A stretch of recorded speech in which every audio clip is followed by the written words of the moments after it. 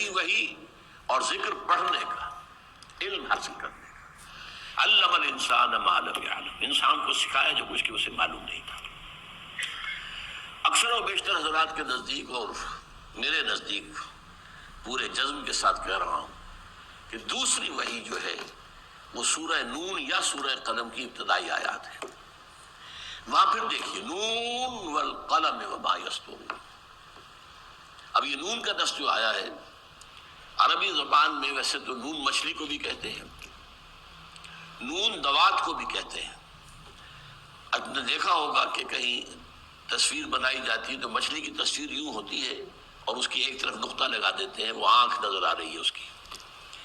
اور پھر یہ کہ دوات بھی اسی طرح سے ہوتی ہے کہ اس کے اندر سیاہی ہے، اس میں آپ قلم ڈبوتے ہیں اور لکھتے ہیں۔ تو نون والقلم وما یسطرون ما انت بنعمت ربک بمجنون، قسم ہے نون کی اور جو کچھ یہ لکھ رہے ہیں، یعنی انسانی علم جو ہے وہ قلم کے ذریعے سے آگے پھیلا ہے۔ ایک نسل نے جو کچھ معلومات حاصل کی قلم بند کر دی تو اگلی نسل کو پہنچ گئی، ورنہ اگر وہ قلم بند نہ ہوتی تو ظاہر بات ہے کہ اگلی نسل کو پھر الف بیتے سے بات شروع کرنی پڑتی۔ یہ جو علم تدریجاً بڑھا ہے، رفتہ رفتہ بڑھا، اس کا ذریعہ قلم ہے۔ تو نون والقلم وما یسطرون ما انت بنعمت ربک بمجنون، اے نبی یہ آپ کو مجنون کہہ رہے ہیں۔ ان کا کہنا ہے کہ آپ پر کوئی جن آ گیا ہے، کوئی عصیب آ گیا ہے۔ آپ اللہ کے فضل و کرم سے ہرگز مجنون نہیں ہے۔ نون والقلم وما یسطرون ما انت بنعمت ربک بمجنون وان لک لاجرا غیر ممنون، آپ کے لیے تو اجر ہے بہت بڑا، کبھی ختم ہونے والا ہی نہیں۔ وانک لعلی خلق عظیم، اور آپ تو خلق عظیم، اخلاق کی بلندیوں پر فائز ہیں۔ کوئی مجنون بھی دنیا نے آج تک ایسا دیکھا ہے جس کے مزاج میں یہ طہارت ہو، یہ نفاست ہو، یہ پاکیزگی ہو؟ کہ دیکھا ہے کبھی مجنون؟ اب یہاں بھی دیکھیے کہ دوسری وحی میں بھی یہاں کسی نماز کا ذکر نہیں ہے، کسی اور شے کا ذکر نہیں ہے، یہاں تک کہ آخرت کا ذکر بھی نہیں ہے، اگرچہ اس سورہ مبارکہ میں آگے چل کر یہ جو ہے آخرت کا ذکر آتا ہے، سورہ علق میں بھی آتا ہے، لیکن سورہ علق کی بھی 5 آیتیں ہیں جو پہلے نازل ہوئی ہیں، پوری سورہ علق نہیں، بعد میں کچھ آیات جو نازل ہوئی ہیں شامل کر کے سورہ علق کی تکمیل ہوئی ہے۔ اسی طرح سورہ قلم کا معاملہ ہے، اسی طرح سورہ مزمل کا معاملہ ہے، اسی طرح سورہ مدثر کا معاملہ ہے۔ یہ چاروں صورتیں وہ ہیں کہ جن کی شروع کی آیات صرف نازل ہوئی ہیں تدریجاً۔ پہلی مکمل سورت جو حضور پر نازل ہوئی ہے وہ سورۃ الفاتحہ ہے، 7 آیات۔ سورہ علق کی 5 آیات، سورہ قلم کی 7 آیات، سورہ مزمل کی 8 آیات، سورہ مدثر کی پھر 7 آیات، اور سورہ فاتحہ کی 7 آیات۔ یہ ہیں 5 وحییں جن کے بارے میں ایک زمانے میں مجھے اس کا خاصا شوق ہوا تھا، میں نے بڑی تحقیق کی تھی، اور یہ ترتیب تھی جو میں نے معین کی تھی ابتدائی وحیوں کی۔ بہرحال اس وقت اشارہ جیسا کہ میں نے عرض کیا کہ علم کی اہمیت، اس کی فضیلت، اس کا اظہار ہو رہا ہے ان ابتدائی وحیوں سے۔ پھر میں نے آپ کو آیت سنائی سورۃ الفاتر، انما یخشی اللہ من عبادہ العلماء، اللہ کے بندوں میں سے اس کا اصل خشیت، اصل خوف انہی لوگوں کے دل میں پیدا ہو سکتا ہے جو عالم ہو۔ یہاں علم سے کیا مراد ہے یہ میں ذرا بعد میں بحث کروں گا۔ ہمارے ہاں وہ علم کی تقسیمیں جو ہو چکی ہیں ان میں سے کون سا علم مراد ہے؟ کوئی سائنس کا علم مراد ہے، شریعت کا علم مراد ہے، کتاب کا علم مراد ہے، حدیث کا علم مراد ہے، کون سی فقہ کا علم جو ہے وہ مراد ہے، کون سا علم مراد؟ انما یخشی اللہ من عبادہ العلماء، اللہ تعالیٰ کے بندوں میں سے جو صاحب علم ہوتے ہیں انہی کے دلوں میں خشیت گھر کرتی ہے۔ پھر سورہ زمر کے میں نے آیت آپ کو سنائی، قل هل يستوي الذين يعلمون والذين لا يعلمون، اے نبی سے کہیے ذرا سوچو کیا برابر ہو سکتے ہیں وہ کہ جو علم رکھتے ہیں اور وہ جو علم نہیں رکھتے؟ پھر یہی مضمون سورہ انعام میں آ رہا ہے، جو جانتے ہیں انہیں کہا گیا وہ دیکھنے والے ہیں، اور جو نہیں جانتے وہ اندھے ہیں۔ قل هل يستوي الاعمى والبصير، کیا اندھا اور دیکھنے والا برابر ہو سکتے ہیں؟ سورہ رعد میں اور آگے بات کھولی گئی، قل هل يستوي الاعمى والبصير ام هل تستوي الظلمات والنور، اے نبی سے پوچھئے کہ کیا اندھے اور بصیر دیکھنے والے برابر ہو سکتے ہیں، یا کیا ظلمات اندھیرے اور نور یہ برابر ہو سکتے ہیں؟ بہرحال ان سب کے حوالے سے میں نے صرف آپ کو جو ہمارے ہاں دین کی جڑ ہے، اصل ہے، ام الکتاب ہے، دین کی اساس ہے، میں نے اس کے حوالے سے علم کی جو اہمیت ہے، جو حیثیت ہے، جو فضیلت ہے، اس کا ذکر کیا ہے۔ اب آگے چلیے، احادیث نبویہ کے معاملے میں 3 درجوں میں بات کرنا چاہتا ہوں۔ سب سے پہلے یہ کہ مجرد علم کی اہمیت کیا ہے۔ پہلی حدیث ہے مسند احمد، جامع ترمذی، سنن ابی داود، سنن ابن ماجہ، سنن دارمی، ان سب نے روایت کیا ہے حضرت ابو الدرداء رضی اللہ تعالی عنہ سے۔ بڑی پیاری حدیث ہے، من سلک طریقا یطلب فیہ علما، جو شخص کوئی راستہ اختیار کرتا ہے، سفر کرتا ہے، پیش نظر علم کا حصول ہے۔ جیسے کہ پرانے زمانے میں آپ کو معلوم ہے، ابتداء میں خاص طور پر اسلامی تاریخ کے کوئی مدارس تو نہیں تھے، معلوم ہوتا فلاں شہر میں ایک صحابی ہیں، وہ احادیث جو ہے بیان کرتے ہیں۔ اب آدمی سفر کر رہا ہے، دور دراز سے جا رہا ہے صرف حدیث سننے کے لیے، کہ براہ راست راوی جو ہے اس سے سنو، یہ نہیں کہ راوی نے اس نے سنا، اس نے سنا، اس سے سنا، نہیں، سفر کر رہا ہے۔ ایسا بھی آیا ہے کہ طویل سفر طے کر کے پہنچے ہیں، ان کے دروازے پر پہنچے ہیں، سلام علیک ہوئی ہے، اس کے بعد انہوں نے پوچھا میں نے سنا آپ ایک حدیث بیان کرتے ہیں۔ ہاں یہ حدیث ہے، فوراً وہیں سے واپس ٹھہرے۔ مقصد ہی صرف یہ تھا کہ وہ حدیث جو ہے ان سے سن۔ تو فرمایا من سلک طریقا یطلب فیہ علما سلک اللہ بہ طریقا من طرق الجنہ، اللہ تعالیٰ اس کے ذریعے سے اس کے لیے جنت کا ایک راستہ جو ہے آسان کر دیتا ہے۔ وَإِنَّ الْمَلَائِكَةَ تَضَعُ أَجْنِحَتَهَا رِضًا لِطَالِبِ الْعِلْمِ، اور فرشتے اپنے پر پھیلاتے ہیں طالب علم کے لیے، ان کی تکریم، ان کے اعزاز، ان کے اکرام، اس کے لیے فرشتے اپنے، جیسے کہ کہا جاتا ہے وَخْفِضْ جَنَاحَكَ لِلْمُؤْمِنِينَ، اہل ایمان کے لیے اپنے کندھوں کو جھکا کر رکھو، تواضع اختیار کرو۔ تو فرشتے تواضع اختیار کرتے ہیں علم کے طالب کے لیے۔ وَإِنَّ الْعَالِمَ يَسْتَغْفِرُ لَهُ مَنْ فِي السَّمَاوَاتِ وَمَنْ فِي الْأَرْضِ، اور جو بھی عالم اس کے لیے استغفار کرتے ہیں، وہ سب جو آسمانوں میں ہیں اور جو زمین میں ہیں۔ وَالْحِيتَانُ فِي جَوْفِ الْمَاءِ، یہاں تک کہ جو مچھلیاں ہیں پانی کے اندر۔ وَإِنَّ فَضْلَ الْعَالِمِ عَلَى الْعَابِدِ، اور یقیناً کسی عالم کی فضیلت عابد پر اتنی فضیلت ہے جتنی کہ 14ویں شب کے چاند کو باقی تمام ستاروں پر فضیلت حاصل ہے۔ 14ویں کا چاند جیسے دمکتا ہے، چمکتا ہے، باقی ستاروں پر اس کا نور جو ہے غالب آ جاتا ہے۔ وَإِنَّ الْعُلَمَاءَ وَرَثَةُ الْأَنبِيَاءِ، اور یقیناً علماء جو ہیں وہ تو انبیاء کے وارث ہیں۔ وَإِنَّ الْأَنبِيَاءَ لَمْ يُوَرِّثُوا دِينَارًا وَلَا دِرْهَمًا، اور نبیوں نے کبھی دینار اور درہم کی وراثت نہیں چھوڑی۔ چنانچہ حدیث موجود ہے نحن معشر الانبیاء لا نرث ولا نورث، ہم جو انبیاء کی جماعت ہیں نہ ہمیں وراثت ملتی ہے نہ ہماری کوئی وراثت تقسیم ہوتی ہے، وراثت کا کوئی سوال ہی نہیں، دنیا کے مال کا معاملہ ہی نہیں۔ وَإِنَّمَا وَرَّثُوا عِلْمًا فَمَنْ أَخَذَهُ أَخَذَ بِحَظٍّ وَافِرٍ، ان کی وراثت تو علم ہے۔ وراثت انبیاء کیا ہے؟ علم ہے، دولت نہیں ہے، سونا نہیں ہے، چاندی نہیں ہے، جائیداد نہیں ہے، کچھ نہیں، علم، یہ وراثت انبیاء ہے۔ اسی لیے وَإِنَّ الْعُلَمَاءَ وَرَثَةُ الْأَنبِيَاءِ وَإِنَّ الْأَنبِيَاءَ لَمْ يُوَرِّثُوا دِينَارًا وَلَا دِرْهَمًا وَإِنَّمَا وَرَّثُوا عِلْمًا فَمَنْ أَخَذَهُ أَخَذَ بِحَظٍّ وَافِرٍ، جس نے وہ علم حاصل کر لیا گویا کہ اس نے بہت بڑی خوشبختی کے ساتھ جو ہے انبیاء کی وراثت حاصل کر لی۔ اس کے علاوہ میں حدیث آپ کو سنا رہا ہوں، اب اس سے اندازہ ہوگا آپ کو طالب علم کی جو فضیلت ہے۔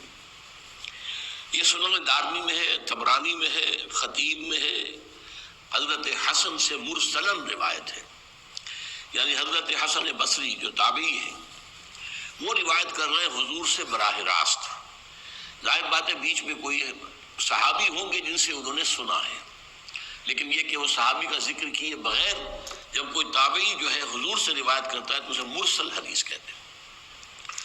بڑی پیاری حدیث ہے. من جاءہ الموت، کان کھول کر سنیں، کان کھول کر سنیں. من جاءہ الموت وہو یطلب العلم، ایک شخص کو موت آ گئی جبکہ وہ ابھی علم حاصل کر رہا تھا. لِیُحْیِیَ بِهِ الْإِسْلَامَ، لیکن علم کے حصول کا مقصد اسلام کو زندہ کرنا تھا. بہت اہم. علم جو ہے دنیا کے حصول کے لیے بھی ہو سکتا ہے. علم را برتن زنی مارے بہت، علم را بر قلب دل زنی یارے بہت. یہی علم ہے.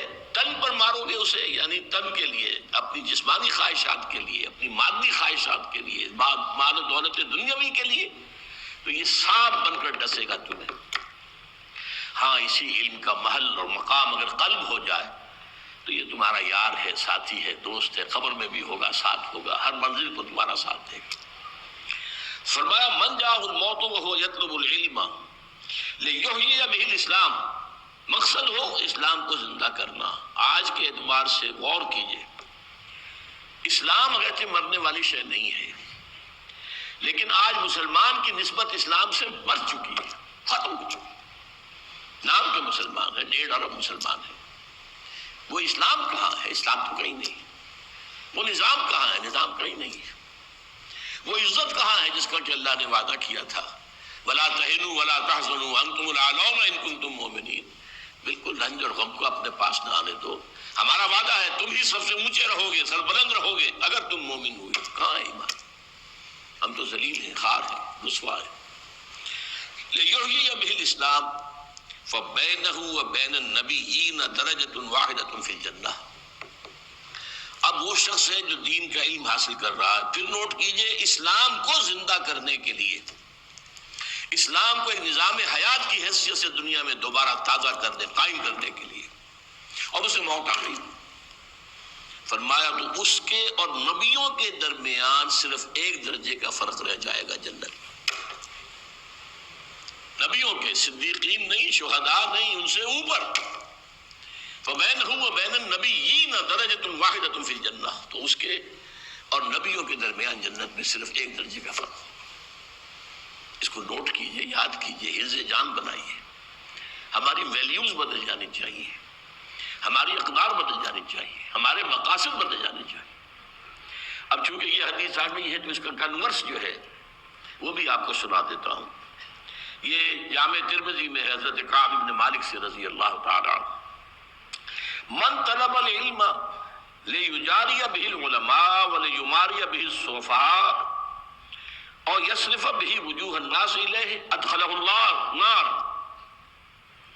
جس شخص نے علم حاصل کیا، 3 باتیں نوٹ کیجئے، تاکہ علماء کی نشستوں میں بیٹھ سکے، گفتگو کر سکے علماء کی طرح، معلوم ہو کہ یہ بھی صاحب علم ہے. ظاہر بات ہے کہ علماء کی محفل میں تو آپ بار نہیں پا سکتے جب تک کہ ان کی اصطلاحات میں گفتگو نہ کر سکیں، ان کے انداز جو ہے وہ آپ بھی اختیار نہ کر سکیں. تو من طلب العلم لیجاری بہ العلماء، علماء کا پڑوس، علماء کا قرب حاصل کرنے کے لیے علم حاصل کرے. ولیماری بہ السفہاء، یا جو نادان ہیں، ناسمجھ ہیں، بے علم ہیں، ان پر روب گانٹنے کے لیے، اپنے علم کے دھوس جمانے کے لیے. اور یصرف بہ وجوہ الناس الیہ، یا یہ کہ لوگوں کی توجہات کو اپنی طرف منعطف کرنے کے لیے، میرے گرویدہ ہو جائیں، میرے معتقد ہو جائیں، میری تعریف بیان کرتے رہیں. اگر ان تینوں میں سے کوئی بھی ایک مقصد ہے علم کے حصول کا، ادخلہ اللہ النار، اللہ اسے جہنم میں داخل کر کے رہے. یہ 3 حدیثیں میں نے آپ کو سنائی ہیں، مجرد علم کی اہمیت. اب میں 2 حدیثیں آپ کو سنا رہا ہوں جس میں ایک تقابل کیا گیا ہے. ہمارے ہاں عام جو مذہبی ذہن ہوتا ہے لوگوں کا، وہ کیا ہے، نیکی کا جذبہ بڑھا تو نوافل اور ادا کرنے شروع کر دیے، نوافل پر نوافل ہو رہے ہیں. اب جیسے کہ معلوم ہوتا ہے جب عمرے پر ہم جائیں تو عمروں کا جو ہے ہوکا پڑا ہوا لوگوں کو، ایک عمرہ ہو گیا، پھر جا رہے ہیں بھاگے ہوئے، تعلیم جا رہے ہیں، پھر احرام باندھا، پھر عمرہ ہو رہا. کہ قطعاً ثابت نہیں، سوائے حضرت عائشہ رضی اللہ تعالی عنہ ام المومنین کہ وہ اپنے ایک نسوانی عذر کی وجہ سے بعض ارکان ادا نہیں کر سکی تھی، تو ان کے لیے حضور نے پھر بھیج دیا جاؤ تنعیم سے، وہاں چونکہ جب فارغ ہو گئی وہ اپنی اس نسوانی جو بھی کیفیت تھی اس سے، تو پھر انہوں نے عمرہ کیا ہے، ورنہ حضور نے حج کے بعد کوئی عمرہ نہیں کیا۔ بلکہ میں تو حیران ہوتا ہوں کہ حضور نے فتح مکہ کے بعد شاید ہی کوئی عمرہ کیا، حالانکہ اب تو آپ بادشاہ تھے۔ کہاں وہ معاملہ تھا سن 6 میں عمرہ کرنے کے لیے گئے تھے اور احرام کھول دینا پڑا تھا اور واپس آنا پڑا تھا، پھر سن 7 میں عمرہ ہوا، اس کے بعد سن 8 میں مکہ فتح کر لیا، کوئی عمرہ ثابت نہیں۔ سن 9 میں آپ بادشاہ ہیں عرب کے، کوئی عمرہ نہیں۔ سن 10 میں آپ نے کیا۔ تو اس اعتبار سے ہماری ویلیوز بدل گئی ہیں، نیکی کا جذبہ پیدا ہوا، بس یہ کر دو۔ بچوں کو نازلہ قرآن پڑھانے کے لیے کوئی مدرسہ کھول دو، قاری صاحب بلا کے بٹھا دو، پڑھائیں، نیکی کا جذبہ ہے، نیکی کا کام ہے۔ تو عبادات کا خاص طور پر جو ہے عبادات کے اندر اضافہ اضافہ اضافہ، یہ ہے ہمارا عام تصور نیکی۔ اس کے برعکس حدیث کیا فرما رہی ہے؟ یہ ترمذی کی روایت ہے حضرت امامہ باہلی سے رضی اللہ تعالی عنہ، فضل العالم علی العابد کفضلی علی ادناکم، ایک صاحب علم انسان کی فضیلت کسی عبادت گزار پر اتنی ہی ہے جتنی میری فضیلت ہے تم میں سے کسی کم انسان۔ ادناکم صحابہ میں سب سے کم، اور حضور صلی اللہ علیہ وسلم کیا نسبت ہوگی؟ فضل العالم علی العابد کفضلی علی ادناکم وَإِنَّ اللَّهَ وَمَلَائِكَتَهُ وَأَهْلُ السَّمَاوَاتِ وَالْأَرْضِ، اور یقین اللہ بھی اور اس کے فرشتے بھی اور آسمانوں والے بھی اور زمین والے بھی، حتی النملۃ فی جوہرہا، یہاں تک کہ چیونٹی جو اپنے بل میں ہے، وحتی الحوت، یہاں تک کہ مچھلی، لَيُصَلُّونَ عَلَى مُعَلِّمِ النَّاسِ الْخَيْرِ، وہ درود بھیجتے رہتے ہیں، دعائیں کرتے رہتے ہیں اس شخص کے حق میں جو لوگوں کو خیر کی تعلیم دے۔ یہاں لفظ خیر بہت نوٹ کرنے کے قابل ہے، یہ میں بعد میں ذرا اور تفصیل سے عرض کروں گا۔ خیر، بھلائی، نیکی، اس خیر کی تعلیم دینا۔ اسی طرح ایک اور حدیث ہے، یہ بھی حضرت حسن سے ہے مرسلم، سئل رسول اللہ صلی اللہ علیہ وسلم عن رجلین کانا فی بنی اسرائیل، نبی اکرم صلی اللہ علیہ وسلم سے 2 اشخاص کے بارے میں سوال کیا گیا جو بنی اسرائیل میں سے گزرے تھے۔ احدہما کان عالما یصلی المکتوبۃ ثم یجلس فیعلم الناس الخیر، ان میں سے ایک تو وہ تھا جو عالم تھا، وہ صرف فرض نماز پڑھتا تھا، کوئی نوافل نہیں، صرف فرض، اور پھر بیٹھ جاتا تھا لوگوں کو خیر کی تعلیم دینے کے لیے۔ والآخر، اور دوسرا، یصوم النہار ویقوم اللیل، روزانہ روزہ رکھتا تھا، پوری رات کھڑا رہتا تھا۔ ایہما افضل، حضور ان میں سے افضل کون سا ہے؟ سوال سمجھ لیا آپ؟ 2 اشخاص ہیں، ایک صرف فرض نماز ادا کر رہا، میں عبادت کے اعتبار سے عبادت اور علم اور تعلیم اور تعلم، ان کے مابین کیا نسبت ہے، کیا ریشو پروپورشن ہے، اس کی میں آپ کے لیے حدیث سنا رہا ہوں کہ 2 آدمیوں کے بارے میں پوچھا گیا، ایک وہ تھا جو صرف فرض نماز پڑھتا تھا اور اس کے بعد بیٹھ جاتا تھا لوگوں کو خیر کی تعلیم دینے کے لیے، اور دوسرا وہ تھا روزانہ روزہ رکھتا تھا اور پوری رات کھڑا رہتا تھا عبادت۔ ایہما افضل، ان دونوں میں سے افضل کون ہے؟ قال رسول اللہ صلی اللہ علیہ وسلم فضل هذا العالم الذي يصلي المكتوبة ثم يجلس فيعلم الناس الخير على العابد الذي يصوم النهار ويصلي الليل كفضلي على أدناكم، اس شخص کی فضیلت جو صرف فرض نماز پڑھتا ہے اور باقی سارا وقت جو ہے وہ لوگوں کو خیر کی تعلیم دینے میں گزارتا ہے، بسر کرتا ہے، اس شخص پر جو روزانہ روزہ رکھتا ہے اور روزانہ رات کو کھڑا رہتا ہے پوری رات، اس پہلے شخص کی فضیلت اس دوسرے پر اتنی ہے جتنی میری فضیلت ہے تم میں سے ادنا پر، تم میں سب سے کم تر پر۔ یہ ہے ریشو پروپورشن۔ ہمارے ذہنوں سے چیزیں نکل گئی ہیں۔ نیت ہی نہیں. خرچ کیا جا رہا ہے، حج کیے جا رہے ہیں، عمرے کیے جا رہے ہیں، لیکن یہ کہ دین کا علم آس پاس بھی نہیں، نہ خود نہ اپنی اولاد کو سوچا بھی نہیں، غور و فکر ہی نہیں کیے. اور علم حاصل بھی کیا ہے تو ٹیکنالوجی کا علم حاصل کیا، صرف نیچرل سائنسز کا علم حاصل کیا ہے، ٹیکنالوجی کا علم حاصل کیا ہے، جس کا کہ علم دین سے کچھ سرے سے سروکار ہی نہیں.